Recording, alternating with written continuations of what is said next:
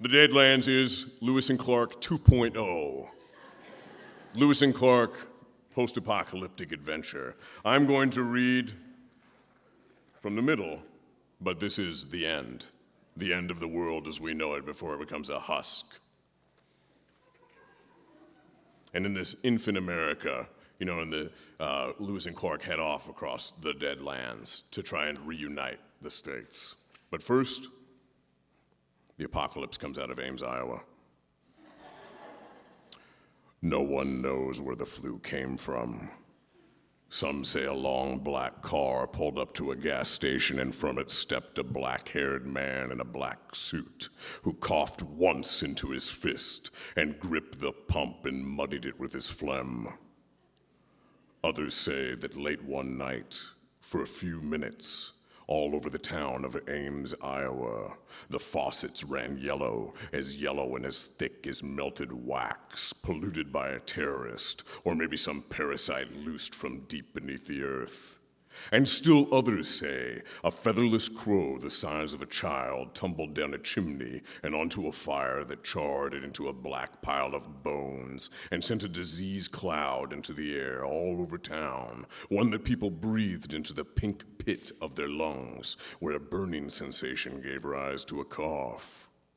That was how the sickness began, with a cough, a needling itch at the back of your throat that grew steadily worse until it felt like your chest was clogged with burrowing ants that you simply must expel, barking raggedly into your hands until they were spotted with blood. Accompanying this was a fever so powerful that a wet washcloth steamed when placed on your forehead. Your brain cooked, your vision went red with twirling black flies along the edges, and all this time you were coughing, until it felt your guts might uproot and push out your throat.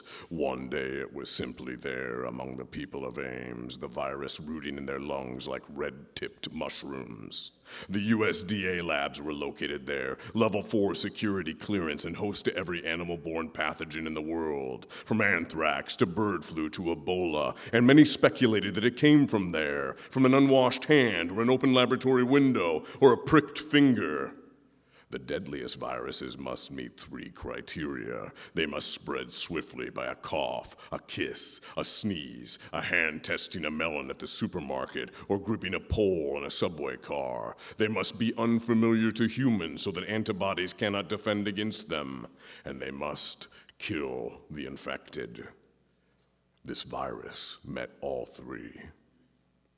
On average, it took people 5 days to die. During that time, their chests collapsed inward with every hitching cough. Their throats rasped, their lips bruised like wilting lilies. The blood vessels in their eyes burst, and they wept blood, and because they were propped up on their pillows, the blood raked down their cheeks.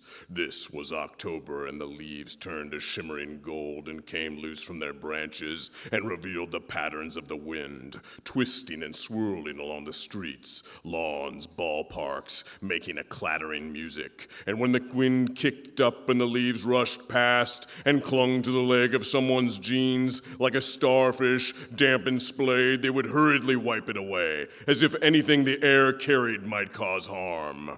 When parents said, "You'll catch your death," they meant it, grabbing their children as they raced, it's not funny, you sickos, as they raced out the door to hand them a jacket, yes, but also a surgical mask. "Stay in the yard," they said. "Don't breathe," they wanted to say.